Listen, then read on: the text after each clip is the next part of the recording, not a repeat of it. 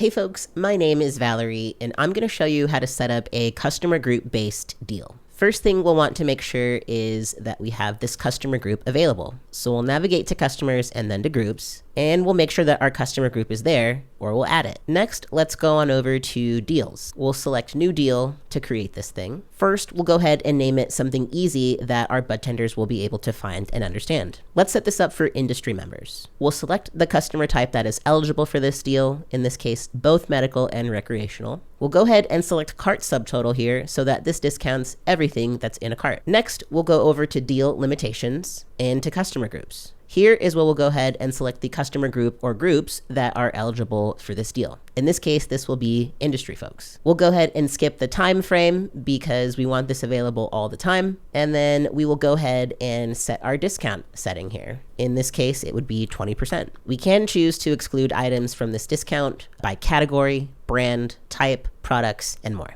We'll go ahead and leave all of our additional settings alone because we only want to restrict this by customer group. So now we can go ahead and save as active and then test it. Now let's go ahead and test this deal. Let's check someone in who is part of the industry's customer group here. Let's go ahead and open their cart. Let's add something to it. And here we could see they get that industry discount. All right, now that we've built and tested this deal, it is all ready to go. And that is how you create a customer group based discount. Dive in and let us know what you think.